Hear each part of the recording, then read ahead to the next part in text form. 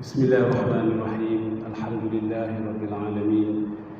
Wassalatu wassalamu ala khairi khalqihi wa khairil anam wa sayyidil mursalin Sayyidina Muhammad al-Amin al-Mustafa sallallahu alaihi wasallam. Amma ba'd. Terima kasih Al-Fadhil Ustaz pengacara majlis, yang saya hormati sidang jamaah sekalian, ayah, saudara-saudara, anak-anak yang saya muliakan sekalian. Assalamualaikum warahmatullahi taala wabarakatuh. Alhamdulillah, dalam ruang masa yang cukup terhad ini, izinkan saya untuk berbicara sedikit kalam dan sedikit tazkirah ringkas. Mudah-mudahan Allah merahmati kita semua dalam waktu yang paling dekat dengan Allah Subhanahu Wa Taala, menunggu azan sembahyang solat Jumaat nanti. Tajuk yang saya nak bawa ini ringkas, mudah, ringan, tetapi mungkin berat kepada azam dan komitmen kita di awal tahun ini untuk sama-sama memahat, menjahit dan membina satu azam yang lebih tinggi untuk menjadi seorang yang lebih baik, seorang yang lebih berimpak, seorang yang lebih berperanan, yang mempunyai frekuensi yang lebih tinggi berbanding dengan frekuensi yang sebelum ini kita ada. Jadi selalunya orang berazam dengan azam baru ini awal tahun ataupun hari ulang tahun kelahiran. Itu saja 2 kali setahun. Sedangkan dalam hidup kita ini, dengan doa kita setiap kali, setiap masa, itulah kita membuat satu tajdid, satu renew kepada komitmen, willpower, angan-angan, mimpi dan sebagainya. Di dalam tajuk ini saya ingin mengajak tuan-tuan dan puan-puan, saudara dan saudari, anak-anak yang saya muliakan sekalian, bagaimana mungkin kita melihat tip-tip kejayaan di awal tahun ini supaya menjadi a better you, a better year, a better community, a better ibu, ayah, suami, isteri, rakan, sahabat, talan dan juga ahli jamaah dan ahli komuniti seluruhnya.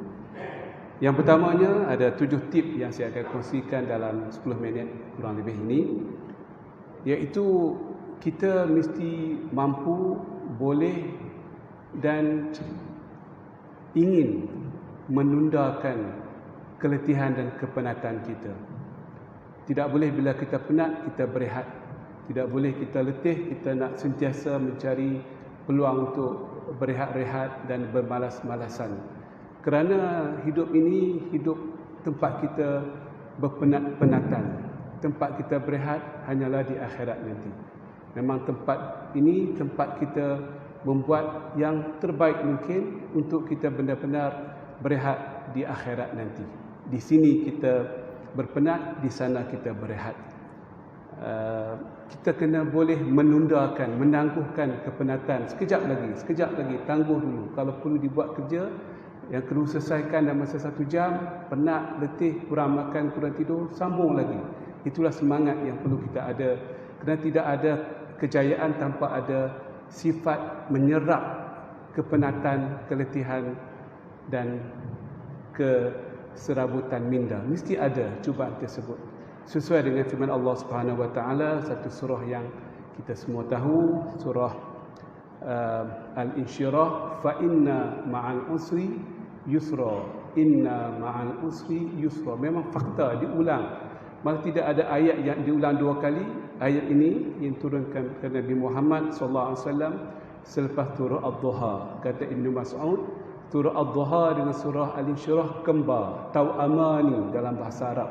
Kembar, lengkap, melengkapi, memberikan hiburan kepada Nabi Muhammad sallallahu alaihi wasallam, iaitu tangguhkan rasa nak berehat, tangguhkan untuk kita celebrate, tangguhkan rasa nak berehat sekejap, tak boleh berehat, teruskan, tanggung, gigit segala kesakitan, keletihan untuk maju ke hadapan. Itulah dalam hidup kita, karier ke, ibu bapa ke, keluarga ke, anak-anak kita, masyarakat yang sakit sana sini, kita kena teruskan sedikit rasa keletihan dan kepenatan. Jangan kurangkan lokomotif kita maju ke hadapan. Mudah-mudahan kita diberikan kejayaan selepas itu.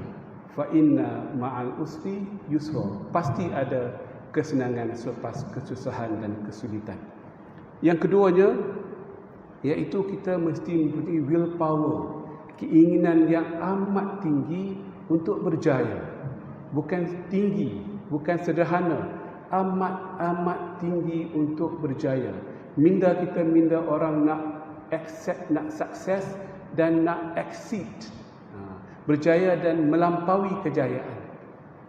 Firman Allah Subhanahu wa taala, wala in jahadu fina lanahdiyannahum subulana. Sekiranya mereka berusaha bersungguh-sungguh dengan sungguh semangat fina untuk kami, dengan membawa gelombang mencari keridaan Allah Subhanahu wa taala. Kadang-kadang orang bekerja kuat, keras, tangkas, lincah, tetapi tidak ada fina kepada kami, untuk kami. Jadi satu sayap dia tak akan terbang, dua sayap. Sayap yang pertama bekerja kuat, bekerja tangkas. Sayap yang kedua adalah memberikan harapan Allah akan memberi kita kemenangan, ketenangan, iaitu mereka yang berjihad di jalan kami for the sake of Allah, or for in the cause of Allah, whatever, apa yang kita buat tu kena ada dua sayap. Sayap yang kita terbang tu kekuatan fizikal, satu lagi kekuatan rohani, jiwa, qalbu dan minda kita. Lanahdiyannahum subulana, maka kami akan membuka kepada mereka pelbagai solusi, jalan keluar, exit mechanism dan sebagainya. Itu satu firman Allah yang cukup menarik, iaitu kita sematkan willpower dan juga Allah punya inspirasi, membawa semangat berjaya kerana Allah Subhanahu wa taala. Barulah seekor burung boleh terbang di udara. Dan ini sesuai dengan satu lagi ayat Al-Quran dalam surah Al-Imran, fa iza azamta fatawakkal 'ala Allah. Bila kita benar-benar berazam, ada willpower yang kuat, baru kita bertawakal kepada Allah Subhanahu wa taala. Menarik, cantik sangat ayat ini. Bukan bertawakal baru berusaha. Berusaha dulu, lakukan terbaik mungkin. Kalau ada 10 step, lakukan 10 step ataupun 11 step, baru kita bertawakal. Bukan buat 1, 2, 3 nak bertawakal. Itu bukan tawakal yang benar. Tawakal yang palsu, fake, yang tidak benar dalam kehidupan kita. Jadi agama ini sudah ada dia punya gerak kerja dan sebagainya, iaitu mesti ada willpower dan mesti ada di sana sandaran kepada Allah Subhanahu wa taala untuk menjadi orang yang berjaya. Yang ketiga, iaitu satu ayat firman Allah Subhanahu wa taala yang berbunyi, kita semua tahu, ya ayyuhalladzina amanu sabiru wasabiru warabitu. Wahai orang-orang yang beriman, hendaklah kamu bersabar. Wasabiru, hendaklah kamu ada persevere, menangguhkan kesabaran, tambah lagi dos kesabaran itu. Sabar itu paling minimum, tak cukup. Wasabiru, tambahkan dos yang kedua. Warabitu, tambahkan dos yang ketiga. Disebut dalam bahasa Inggeris sebagai endurance, lasak. Sabar, tahan dan lasak, 3 perkara. Itu terjemahan biasa dalam bahasa Malaysia. Wahai orang-orang yang beriman, bersabarlah kamu, bertahanlah dengan sepenuh kekuatan, kesakitan, kepenatan sebagainya. Warabitu, endure, lasak. Bukan setakat tahan sakit, tahan penat, tahan susah, tapi lasak, macam kental, kebal. Itu satu sifat yang tinggi yang disebut oleh Allah Subhanahu wa taala. Baru kita berjaya. La'allakum tuflihun, semoga kamu berjaya. Yang keempat, kita dalam hidup ini, tuan-tuan dan saudara-saudara, anak-anak sekalian, kita fokus kepada perkara yang boleh kita kontrol, yang boleh kita kawal, yang boleh kita dalam kita punya capacity, controllable item. Saya melihat dalam masyarakat Islam di Malaysia ke di tempat lain ke, saya banyak travel hampir setiap minggu kalau sebelum PKP yang lepas ini, kita banyak membincangkan soal yang tak boleh kita kawal. Kita banyak bincang, diskusi benda-benda yang uncontrollable item. Sebab tu tak berjaya kita. Kita buat, bincang, lakukan apa yang boleh kita buat. La yukallifullahu nafsan illa wus'aha. Fattaqullaha mastata'tum. Mastata'tum, bertakwalah kepada Allah sekadar kapasiti kemampuan kamu. Ini yang jarang dibuat. Kita banyak bincang benda yang 100 tahun ke hadapan yang mungkin di luar cakupan kita. Jadi kalau kita fokus kepada banyak perkara yang kita tak buat lagi, tetapi dalam bidang kapasiti dan kemampuan kita. Fokusnya adalah lakukan perkara atau tinggalkan perkara yang boleh kita tinggalkan, yang boleh kita lakukan. Jangan bincang perkara yang jauh, yang tak mungkin kita buat ataupun tak mungkin kita lakukan disebabkan di luar bidang kuasa kita.